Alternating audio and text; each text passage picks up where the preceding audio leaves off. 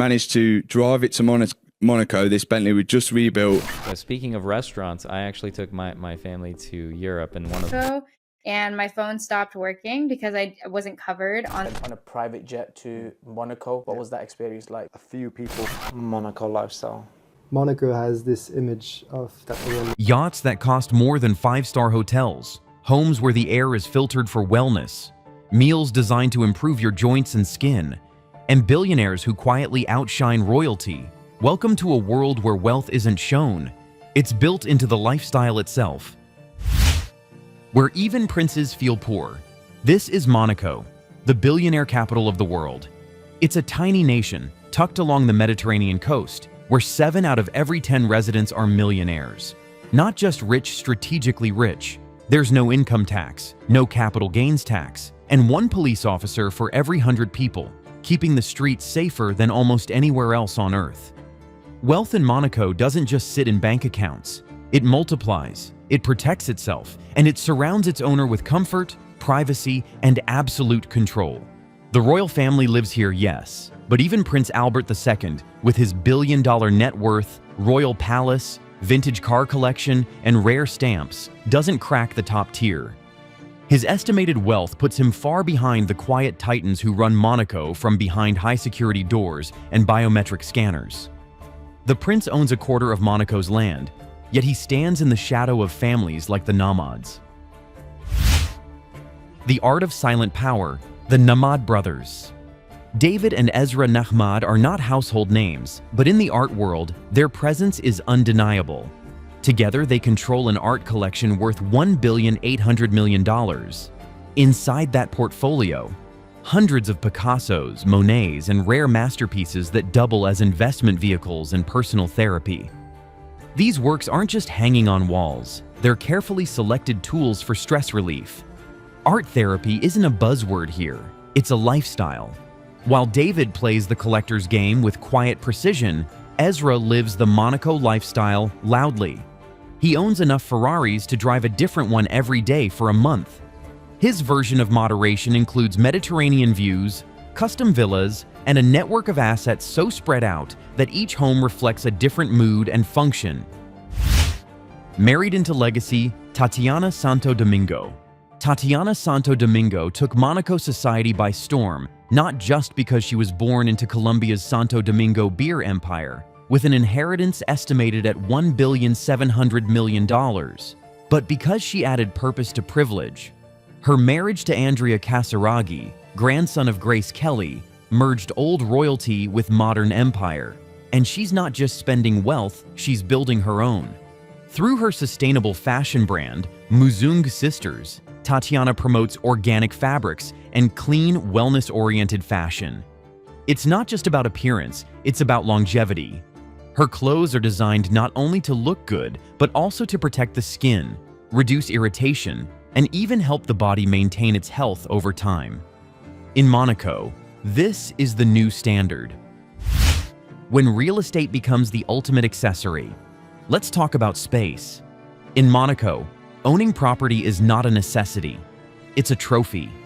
The Tour Odeon penthouse is the perfect example. This 49-story skyscraper towers over Monaco's skyline and comes with a $300 million price tag, and it earns every cent. The penthouse includes a private infinity pool, floor-to-ceiling Mediterranean views, lighting that adjusts to your mood, and air systems fine-tuned for wellness and clarity. Monaco real estate isn't about square footage, it's about the experience. Ultra-rich residents here don't just buy a single home, they buy a lifestyle matrix. A penthouse for city life, a hillside villa for peace, a seaside mansion for events. Each property is equipped with tech that adapts lighting, air temperature, and even music that adjusts based on who walks in. It's not excess, it's precision living. The Billionaire yacht, more than just a boat. On land, luxury has its limits. But on water, there are no boundaries.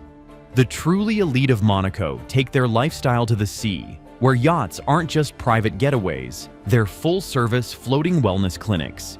Gildo Palanca Pastor, whose net worth is over $3 billion, is a prime example. His yacht is a mobile sanctuary, complete with hydrotherapy spas designed to treat back pain, oxygen chambers to rejuvenate tired cells, and gyms staffed with live-in personal trainers. Every element of life on board is tuned for performance. The chef doesn't just cook, they create personalized meals loaded with collagen, omega-3s, and anti-inflammatory ingredients.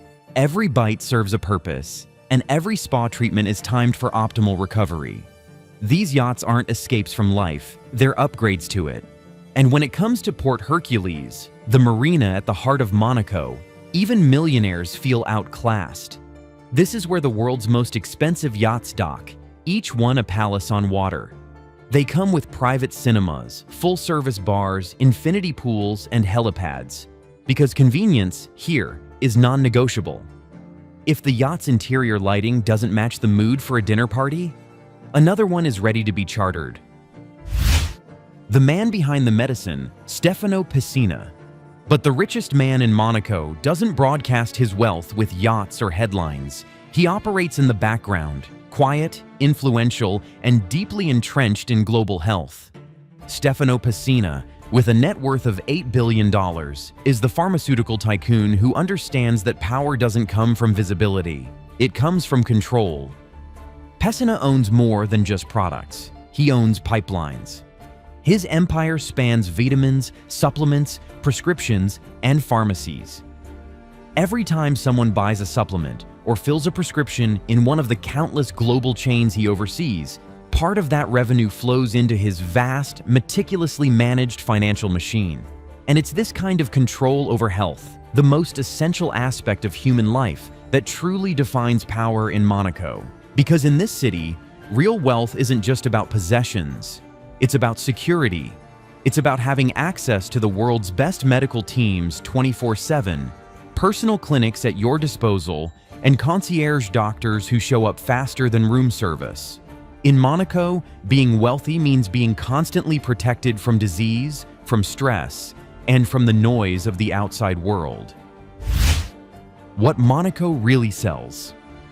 So what is Monaco selling really? Not just luxury, not just safety. It's selling time, health, stillness, control. And that's why people like Pessina, the Nahmads, Tatiana Santo Domingo, and Gildo Pastor choose to live here, not because they want to be seen, but because they want to live better, longer, and on their own terms. They don't wait in lines, they don't schedule appointments weeks in advance, and they don't take risks with their health, their investments, or their comfort. Monaco is more than a location. It's a blueprint for a life so optimized, so curated, and so exclusive that even European royalty stands in the shadow of its billionaires. If you're fascinated by how the richest live, how they think, and what they value most, hit the like button, subscribe to the channel, and let us know in the comments which of Monaco's billionaires would you trade places with for a day? Thanks for watching.